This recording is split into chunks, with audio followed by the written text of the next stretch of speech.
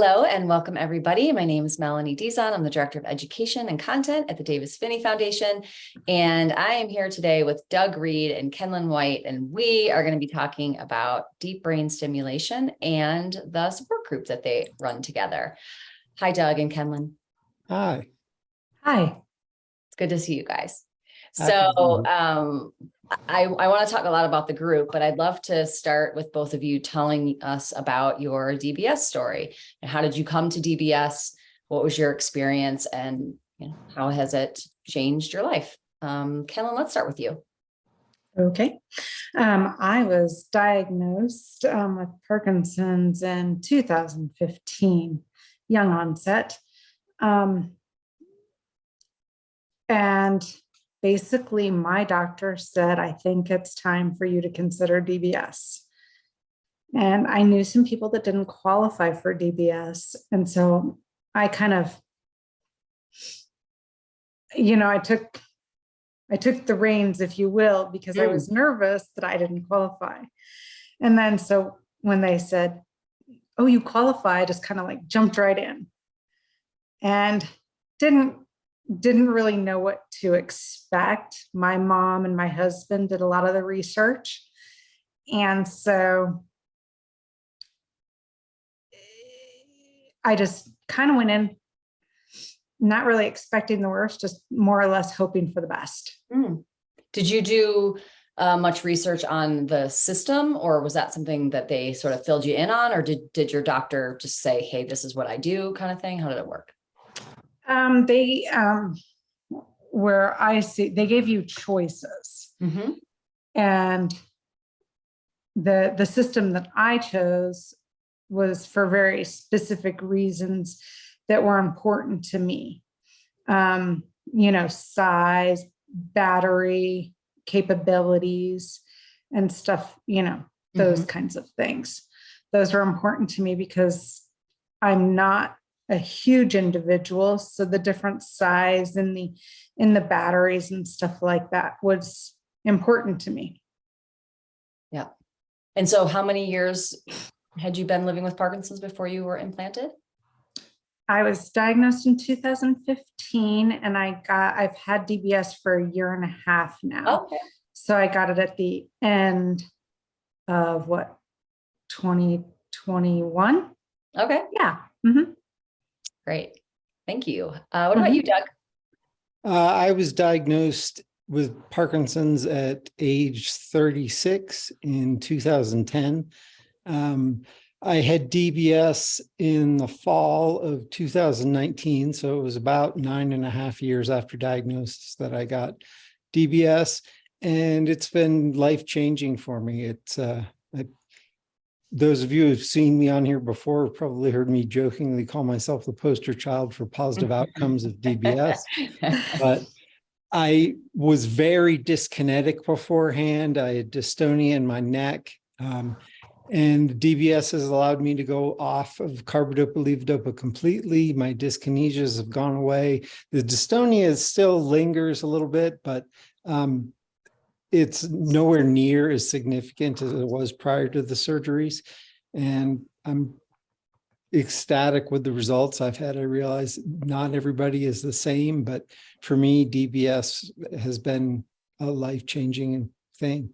Yeah. Best.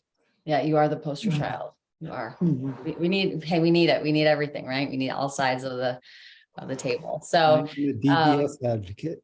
Yes. So you both co-lead a DBS support group through Parkinson's Association of the Rockies, PAR. Can you tell me how that even started? How did you get involved? Well, for me, PAR sent out an e-newsletter and mentioned that they were looking to start a DBS support group for the community. And I volunteered. It was at a point in time when the pandemic was winding down and I was on long-term disability. I wasn't working. I had plenty of time. And so I immediately responded and said, hey, I'm interested. And this was about 1.5 years ago. Okay. And then Kenlynn, how'd you get involved? That was the same way. I volunteered as well. I had recently stopped working. And I answered the call to volunteer for this DBS support group that they were putting together, and felt like I had something to offer. Mm-hmm. And so you guys didn't know each other before? Oh, we did. Oh, you did? Okay. We Yeah, both we- attend a young onset support group meeting that meets monthly down in Denver. Oh, okay. That's Mhm. great. Love that. And do you guys still do that group? Yeah. Mhm. Yeah. Oh, I love that. That's great. How many people go to that group? It can range from 8 to 20, wouldn't you say, Ken? Yeah, I'd say that's about right. Mhm. Okay. So for your DBS group, what are, a lot of people reach out and want to start a group themselves. Maybe they want to do it in person in their area, or they want to, they've got a lot of people in their area who want to do it virtually and they just want to set something up. So what were when you were thinking about putting this together, what were some of the big considerations you had in terms of how are we going to invite people and who do we want to be part of the group? It was more like we just put it out there, but it was it was more like timing. What's the optimal time to do this? Because you have different types of people. You have older people that aren't working or younger people that are still working. And so what's the optimal time to hold this kind of forum was the biggest challenge. Okay. So when you guys did it, like put the call out for people who are interested. You guys said, we're interested and we would lead it. And then did they then gave you a list of people that they were going to send it out to once you organized the whole thing? Or did you have to rely on your own list of people? No, it was kind of grassroots. PAR granted us access to their Zoom account. So we didn't have to have any expenses. And they also put us in touch with a clinical nurse manager at a movement disorders center. She works out of one of the hospitals in Denver. And so we have that kind of insight. But it was really building the email distribution list from the ground up. I had the young onset email distribution list from the support group that Kenlynn and I go to. And then it was more or less word of mouth. People would see through the PAR newsletters that there was a DBS support group, so we would get people through there. Both Kenlynn and I attended a University of Colorado Health Symposium on Parkinson's last year, and we picked up a few members there. And I've connected with other people from Parkinson's through the Davis-Phinney Foundation. So we have the majority of our members are Colorado, Rocky Mountain based, but we do have 2 ladies that dial in from New York. We got a gentleman from Mexico who dials in regularly. But I guess getting back to your question, what Kenlynn said, trying to find a time that worked well for us primarily. So we selected Thursday, the 4th Thursday of the month, 2:30 to 3:30. Okay. And what is the makeup? More old, more young? What do you think? Or is it just average? Pretty diverse. Yeah. It's across the board. I mean, there's definitely some retired people, and then there's young people that are still working. There's people that have DBS and we have people attend that have all different, models. Abbott, Medtronic, Boston Scientific. And we have people that are still just doing their research and trying to get information. Yeah, that's good. That's definitely where I'm getting questions is people, they're just stuck and they keep, yes, I'm going to do it. No, I'm not going to do it. Yes, I'm going to do it. No, I'm not going to do it. And so it's great to have a place to send them where they can meet other people who are in that situation and also other people who have made the decision, to go for it. For the people who, how is it structured? So let's say for people who have not done it, do you do breakout rooms? Do you have, themes that you talk about each week, or is it just whatever happens? Usually it's pretty impromptu. As Kenlynn said, we have a good mix of people who have had DBS and people that are new to the group or have been on a couple of meetings and are considering DBS. And we typically just let the conversation evolve. Hey, does anyone have any questions? Those who are new to the group, what are you here for? Have you had DBS or are you considering it? However, this coming meeting and our meeting in April, we have our first guest presenter. She's the nurse manager that works with us on the group, said she was more focused and has more experience on the technology side of Parkinson's, but our questions amongst the group members, a lot of them were focused on medication. So she connected us with a former coworker, a nurse practitioner who's worked in a movement disorders clinic, who now works in the pharmaceutical industry. So she's going to give us a 30-minute presentation on all things Parkinson's medication related, and then we'll open it up to Q&A. Mm-hmm. Okay, that's cool. Is when people are researching, what is it that they seem to talk about the most in terms of, what support they need, or what answers are they looking for? What are they asking in the group? A lot of the times I think we have people also that have essential tremor that come to our group, or essential tremor and Parkinson's come to the group. So they have questions sometimes on why people that have DBS have chosen the model that they've chosen. So we can give them feedback on that, and the results that we've gotten. Also, they have questions. Some of them have the option of just doing one side or both sides. So they have questions around, how that would work, if anybody else has had similar situations. Mm-hmm. Yeah. I think one of the questions we frequently get for those of us that have had DBS is, now that you have DBS, would you go through the process again if you had to? Right. Or in hindsight being 2020, are you glad you went through the process to begin with? I think the other thing we talk about a lot is the surgery. Yeah. Mm-hmm. And our experiences with the surgery. And there are so many different ways to do it. For example, my surgeon did 3 separate procedures, right brain, left brain, and then they implanted the generator, and each was a month apart. And I was awake for the 2 brain surgeries.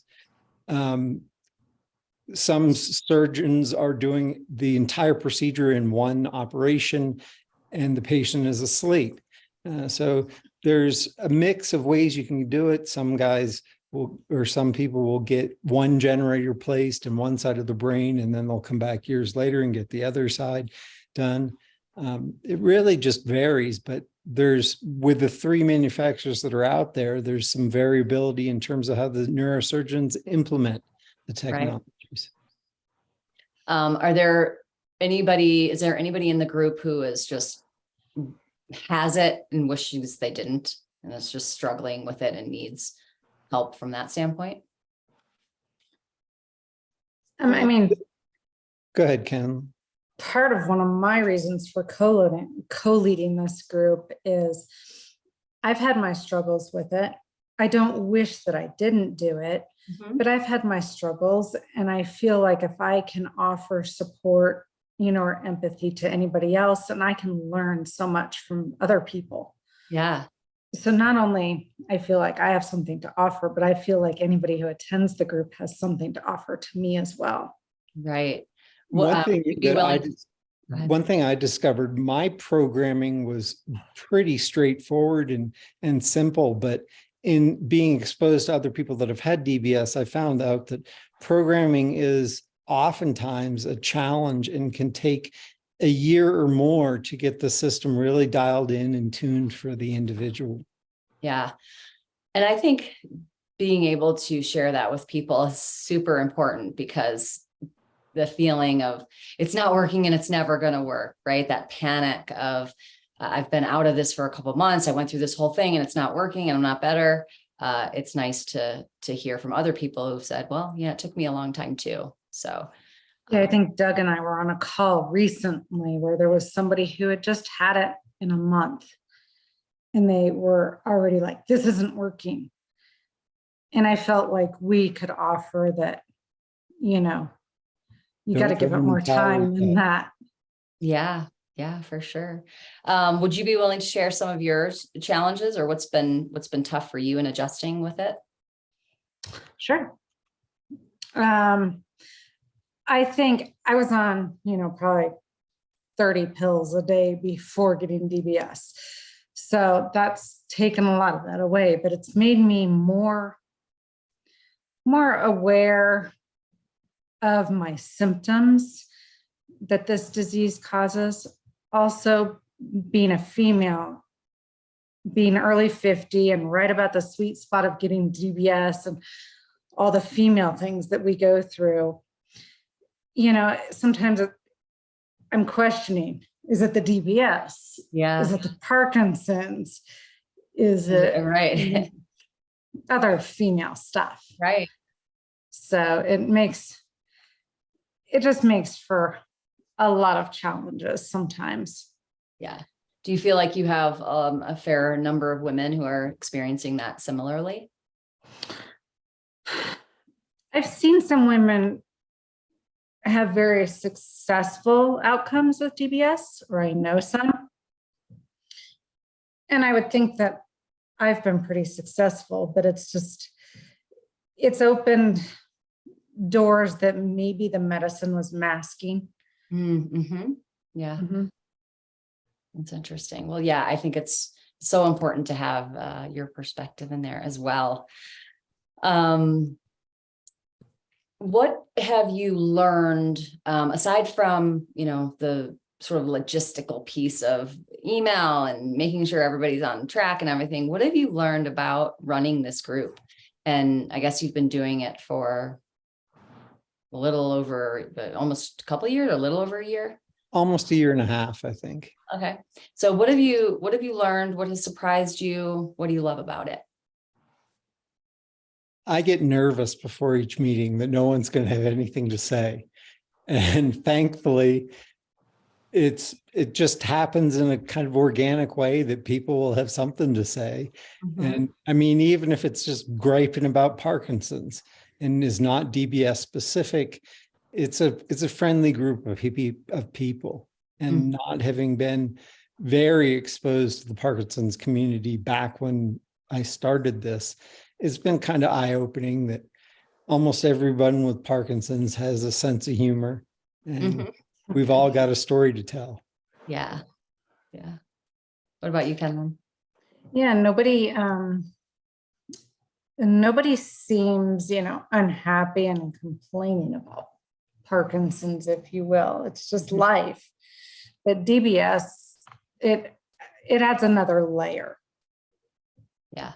There's Parkinson's people, and then there's Parkinson's and DBS. I think. Interesting. So, have you guys ever met in person, or have you always been virtual? The support group, it's always been virtual. Okay. Do you record your sessions and then make them available to people if they have to miss? We have yet to do that. I think probably because I don't know Zoom as well as I should. But after this, if you can give us a quick tutorial on how to record things, we may start to do that in the future. I'm not sure how it would be involved with PAR since it's their account and right. Yada, yada, yada. But we have had requests to record the meetings, and I've just been delinquent in my response. Anyone can join your group, right? Doesn't matter where they are. Yeah, for the most part. We get anywhere from 8 to 15, 16 people per meeting, and it varies some. There are some regulars that attend almost every meeting. And where can people find out about it? Through ParkinsonRockies.org. Okay, great. I'll put that up for sure. Or they can email blog@dpf.org and you can get them in touch with me. We'll do that. What also advice have do you have? I'm sorry, what'd you say, Kenlynn? I said, we also have an email address. It's rockymtn@dbs or dbs@gmail.com. Okay. So it's like Rocky Mountain abbreviated, dbs@gmail.com. Okay, we'll share that. Anything you want to offer people, advice for people who are considering going to a virtual DBS group, and they're kind of nervous, they don't know anybody and they're just going to show up, or B, for people who are interested in hosting their own support group for their community? One of the things that we did to try and promote the group was the nurse manager who's on the DBS council, I guess you could say, with Kenlynn and me. She developed a flyer that has been posted in a number of movement disorder specialists' office, in neurosurgeons' offices as well, to try and get the word out there and grow the group. So for people looking to start a group, I'd recommend that they advertise in their local community general support group. If there's a young onset group, try to promote it there. And then, of course, try and promote it at the doctor's offices as well. What about you, Kenlynn? I agree with all that. And then just as far as attending, an online support group, I mean, I think what a better way. I mean, it's a safe zone because you're not there in person. You don't have to drive. Yeah. So, yep. We try and make it convenient. Just as an aside, one thing that I've been thinking about is offering another monthly session in the evenings to make it available for people who don't have, or who are still working and don't have the flexibility to get to an afternoon session. Right. So for those looking to start a group, maybe find 2 optimal times that work for you and your co-facilitators and your cohort. Yeah. In terms of managing the email, are you just managing them like through Gmail, or using a different system, or what are you doing to sort of handle the roster that continues to grow? I am a dinosaur in that I still have a Hotmail account. I know. Right? And so I just give my Hotmail address to anyone who's interested, and I add them to my distribution list within Microsoft Outlook Hotmail.